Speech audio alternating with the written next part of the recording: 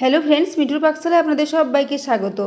আজ আমি এখানে গোটা মুগ বা ভেজানো মুগ দিয়ে একটা রেসিপি আপনাদের সাথে শেয়ার করছি। এই জন্য আমি এখানে মুগটা সারা রাত্রির জন্য ভিজিয়ে রেখেছিলাম প্রায় 6 থেকে 7 ঘন্টার জন্য।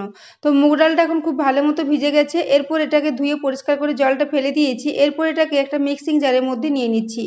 তো ডালটা ভিজে এখন অনেকটাই বেড়ে গেছে, তো ডালটা একটা মিক্সিং জারে নিয়ে নেব। তো পুরো ডালটা একেবারে এটাকে নেওয়া যাবে না, যেহেতু মিক্সিং জারটা ছোট, এখানে দুবারে আমি ডালটা পেস্ট করে নেব। তো এখানে আমি একটা কারি পাতার ডাল নিয়েছি, এক টুকরো আদা নেব এবং ওই সাথে 3টে কাঁচা লঙ্কা নিয়েছি। তো এখানে কারি পাতাটা দিয়ে দিলাম। কারি পাতার পরিবর্তে এখানে আপনারা ধনে পাতার ব্যবহারও করতে পারেন। তো এরপর এখানে আদা 2 টুকরো নিয়েছি, কিন্তু 1 টুকরোই দেবো। আদাটা এখানে একটু কমই দিচ্ছি, 1 টুকরো রেখে দিলাম। এরপর এখানে 3টে কাঁচা লঙ্কা দিয়ে দিচ্ছি। তো দেখুন কাঁচা লঙ্কা 3টে দিয়ে দিচ্ছি। এরপর এটাকে ঢাকা দিয়ে খুব ভালো করে একটু পেস্ট করে নেব। ডালটার সাথে আর জল দিলাম না, ডালটা এমনিতেই জলটা খুব ভালো করে ঝরানো হয়নি, সেজন্য ডালের মধ্যে কিছুটা জল ছিল।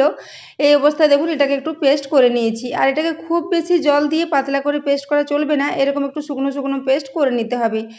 এবং ডালটা খুব যে মিহি করে পেস্ট করতে হবে এমনও না, ডালটা যদি একটু দানা দানা থাকে তাতেও কোনো অসুবিধে নেই। তো দেখুন এরপর এটাকে প্রথমবার একবার পেস্ট করে নিয়েছি, তারপর এখানে মিশ্রণটা নিয়ে নিচ্ছি একটা পাত্রে। এরপর বাকি যে অর্ধেকটা মুগ ডাল রয়ে গেছে সেটাকে আমি এবারে এর মধ্যে নিয়ে আবারও এটাকে পেস্ট করে নেব। তো দেখুন অর্ধেকটা পরিমাণে রেখে দিয়েছিলাম, সেটা এখন নিয়ে নিচ্ছি মিক্সিং জারে। তো পুরো মুগ ডালটা নিয়ে নিচ্ছি। এরপর একসাথে দিয়ে দেবো এখানে জিরে। তো গোটা জিরে আমি নিয়েছি প্রায় 1 চা চামচ পরিমাণে, জিরেটা এখানে দিয়ে দিচ্ছি।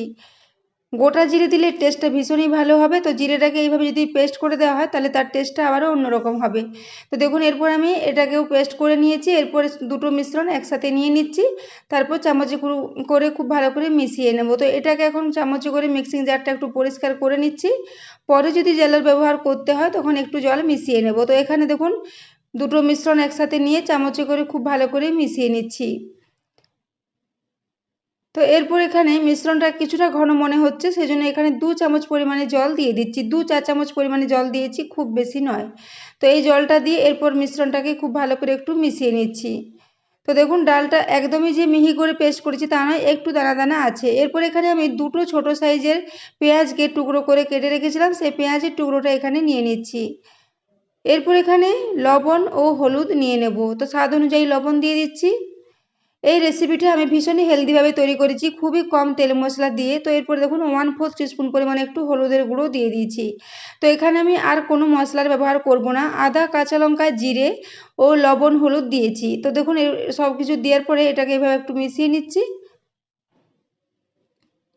পেঁয়াজ দেওয়ার জন্য এর টেস্টটা এমনিতেই ভীষণই ভালো হবে। তো দেখুন মিশ্রণটা এরকম আছে, বেশ একটা পুরো ঘনত্বের ব্যাটার রেডি করে নিতে হবে। তো এটা এখন মিশ্রণটা মোটামুটি রেডি হয়ে এসেছে। তো আমি এখানে সব শেষে দিয়ে দেব প্রায় 1 টেবিল চামচ পরিমাণে টক দই।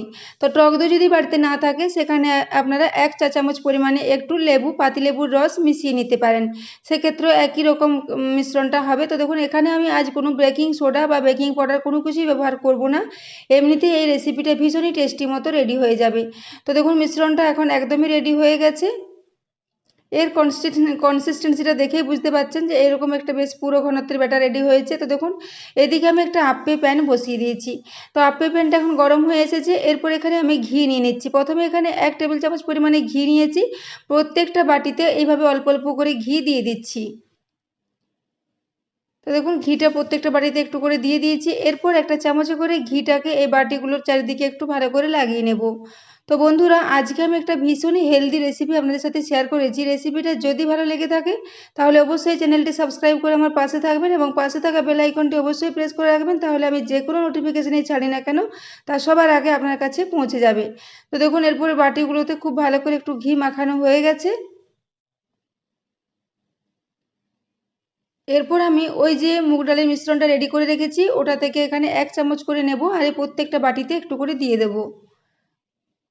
তো বন্ধুরা আজকের এই রেসিপিটা আপনারা সকালে ব্রেকফাস্টে বা বাচ্চাদের স্কুলের টিফিনের জন্য বা বিকেলের দিকে হালকা স্ন্যাক্স হিসেবে বানিয়ে নিতে পারেন।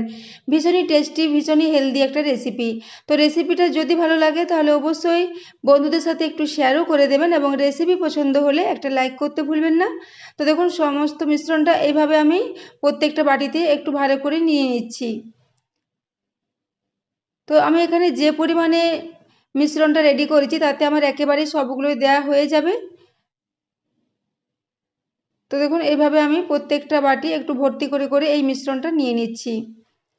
তো বন্ধুরা আজকের রেসিপিটা ভীষণই সহজ একটা রেসিপি, খুব বেশি উপকরণও লাগে না, বাড়িতে থাকা কয়েকটা উপকরণ দিয়ে রেসিপিটা খুবই সহজে তৈরি হয়ে যায় এবং বাচ্চারা এরকম গোটা মুগ অনেক সময় খেতে চায় না, তো বাচ্চাদেরকে আপনারা এইভাবে এই মুগের রেসিপিটা ট্রাই করতে পারেন, তারা ভীষণই মজা করে খাবে।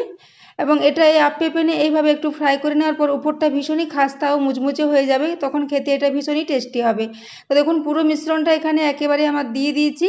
তো এখানে বাকি যেটুকু আছে সেটুকু পরিষ্কার করে এর উপর একটু করে আবারও দিয়ে দিচ্ছি। তো দেখুন একদম ভর্তি করে করে দিয়ে দিয়েছি। এরপর এটাকে ঢাকা দিয়ে প্রায় 7 মিনিটের জন্য আমি রেখে দেব। তো ঢাকা দিয়ে আমি এটাকে একদম লো ফ্লেমে রেখে দিয়েছিলাম 7 মিনিটের জন্য। তো 7 মিনিট পর ঢাকাটা খুলে নিলাম। তো দেখুন বেকিং পাউডার বা বেকিং সোডা ছাড়াই এগুলো ভীষণই স্পঞ্জি এবং ভীষণই সফট মতো রেডি হয়েছিল। তো দেখুন এরপর আমি একটা চামচের পেছন দিকটাতে করে এগুলোকে এইভাবে একটু উল্টে নিচ্ছি। তো অপর দিকটাও তারপরে একইভাবে উল্টে নিয়ে সবগুলো একটু ফ্রাই করে নেব।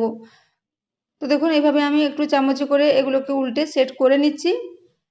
তো বন্ধুরা আজকের রেসিপিটা যদি ভালো লেগে থাকে তাহলে অবশ্যই কমেন্ট করে জানাবেন আপনাদের কেমন লেগেছে। তো দেখুন এইভাবে এগুলোকে একটু উল্টে নিচ্ছি। নিচের দিকটা এখন খুবই সুন্দর করে লাল লাল করে ফ্রাই হয়ে গেছে। তো বন্ধুরা আজকের এইরকম ধরনের রেসিপিটা আপনারা একবার অবশ্যই ট্রাই করবেন, তবে বাড়িতে যদি আপে প্যান না থাকে সেক্ষেত্রে আপনারা এগুলোকে তাওয়াতেও কম ঘি বা তেল দিয়ে ছোটো ছোটো চিলার আকারে এগুলোকে ফ্রাই করে নিতে পারেন, সেক্ষেত্রেও এটা খেতে ভীষণই টেস্টি হবে। তো দেখুন এরপর এগুলোকে সব আমি উল্টে দিলাম। এগুলো সব উল্টানো হয়ে গেছে। এরপর আমি উপর থেকে আবারও কিছুটা করে ঘি দিয়ে দিচ্ছি। তো দেখুন এখানে আবারও 2 চা চামচ পরিমাণে একটু ঘি নিয়ে নিয়েছি। তারপর উপরে অল্প অল্প করে দিয়ে দিচ্ছি, তাহলে নিচের দিকটাও খুব ভালো করে একটু ফ্রাই হয়ে যাবে।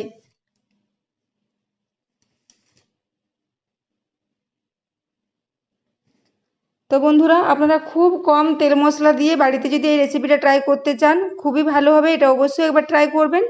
তো দেখুন এরপর আমি প্রত্যেকটাতে অল্প করে ঘি আবারও দিয়ে দিলাম।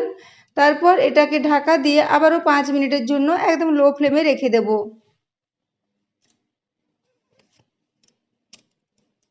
তো দেখুন এটাকে আবারও 5 মিনিট পর রেখে দিয়েছিলাম, তারপর ঢাকাটা খুলে নিলাম। এখন দুদিকটাই খুব ভালো মতো ফ্রাই হয়ে গেছে। তো দেখুন দুদিকটাই খুব ভালো মতো ফ্রাই করে নিয়েছি। এরপর এগুলোকে একটা প্লেটে নিয়ে আমি সার্ভ করে দিচ্ছি। তো বন্ধুরা আপনারা এটাকে যে কোনো চাটনির সাথে সার্ভ করতে পারেন, খেতে দুর্দান্ত লাগবে। তো দেখুন দুদিকটাই ফ্রাই হয়ে গেছে। এরপর এগুলোকে প্লেটে নিয়ে নিচ্ছি। এগুলোকে আপনারা যে কোনো চাটনি, বাদামের চাটনি বা টমেটোর চাটনি সব কিছুর সাথেই সার্ভ করতে পারেন। এটাকে বিকেলে চায়ের সাথেও আপনারা খেতে পারেন, সেক্ষেত্রেও এটা ভীষণই টেস্টি হবে। তো দেখুন এরপর আমি সমস্ত এই আপেগুলোকে একটু তুলে নিচ্ছি। তো দেখুন এরপর এগুলোকে তুলে নিচ্ছি। তো বন্ধুরা খোসাযুক্ত মুগ আমাদের শরীরের পক্ষে ভীষণই হেলদি, সেই জন্য মুগ ডাল দিয়ে এই রেসিপিটা একবার অবশ্যই ট্রাই করবেন এবং ট্রাই করলে কমেন্ট করে জানাতে ভুলবেন না। তো দেখুন এরপর এগুলোকে আমি একটা পাত্রে তুলে নিচ্ছি।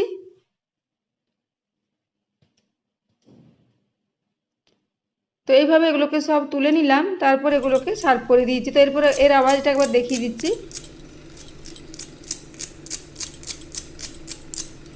তো দেখেই বুঝতে পারছেন কতটা খাস্তা ও মুচমুচে মতো রেডি হয়েছে। ওপরটা ভীষণই খাস্তা ও মুচমুচে এবং ভেতরটা ভীষণই নরম।